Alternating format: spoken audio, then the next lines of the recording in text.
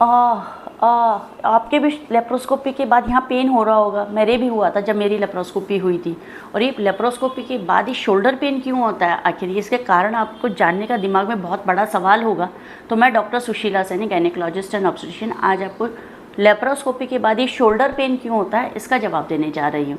जब भी लेप्रोस्कोपी होती है तो पेट के अंदर CO2 गैस डाली जाती है, जिससे कि पेट को इस तरीके से फुलाया जा सके, उसको टेंट बनाया जा सके।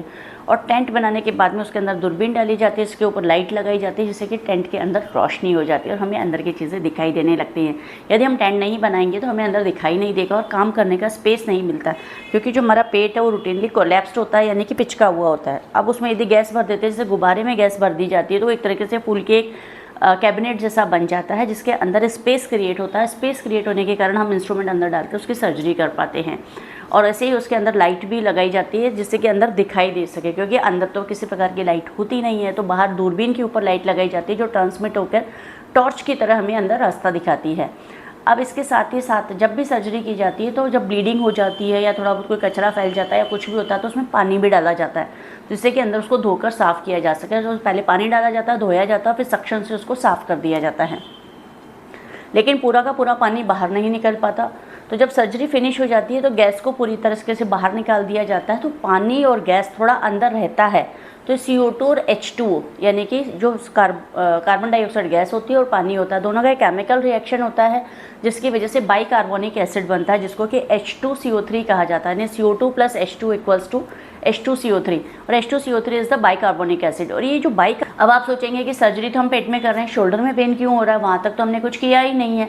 तो this is kind of the referred pain. Referred pain का मीनिंग ये होता है कि हमारा एक्चुअली दर्द यहाँ होना था, लेकिन महसूस यहाँ टिप पे हो रहा है। तो एक्चुअल में कॉज यहाँ था, लेकिन दर्द यहाँ महसूस हो रहा है, तो उसको बोलते हैं कि रेफर्ड पेन। यानी कि जैसे स्पाइनल कॉर्ड के अंदर मान लो रीढ़ की हड्डी में कोई नस दब जाती है और अंगूठे की नस पे जाके अंगूठे पे सूनापन हो जाता है, तो इस तरीके से एक रेफर्ड थिंग हमें चीज़ पता चलती है। तो ऐसे जब हमारे पेट और छाती के बीच में हमारे डायाफ्राम होता है, सांस लेने की जो एक डायाफ्राम, जिसको कि आप लोग हिंदी में आई डोंट नो, डायफ्राम का हिंदी वर्ड तो आई डोंट नो, बट ये फेफड़े जब फूलते हैं तो ये नीचे आता है, और जब फेफड़े कोलैप्स होते हैं तो ऊपर जाता है। और ये एक तरीके से जब नीचे आता है तो फेफड़ों में जगह बनती है हवा अंदर लेने की।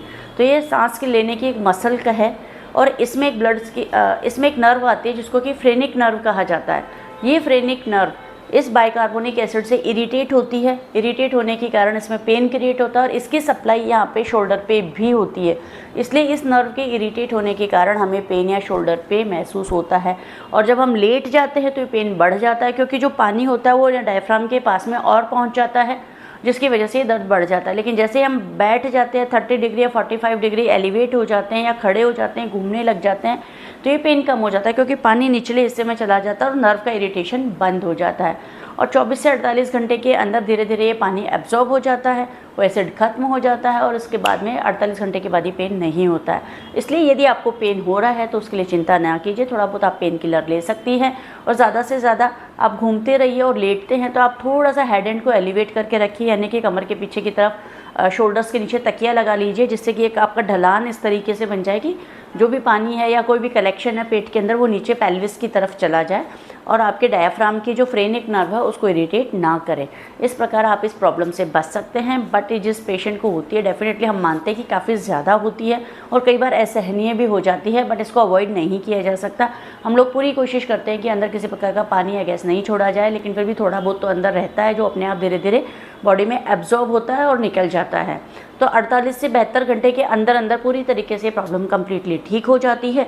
और यदि फिर भी नहीं होती है तो उसके लिए फिर दोबारा सोनोग्राफी या जांच करके चेक किया जाता है कि अंदरूनी और कोई प्रॉब्लम तो नहीं है। टेंशन और चिंता नहीं करनी है। यदि दर्द हो रहा है तो डॉक्टर वहाँ होते हैं, डॉक्टर देखते हैं, डॉक्टर्स को पता होता है, उसका इलाज भी करते हैं। और आपको भी थोड़ा सब्र रखना होता है, क्योंकि कई चीज़ें सर्जरी के बाद कुछ हमारे हाथ में भी नहीं होती है, और 48 से 72 घंटे के अंदर अंदर ये जनरली 99 to 100% ठीक हो जाता है।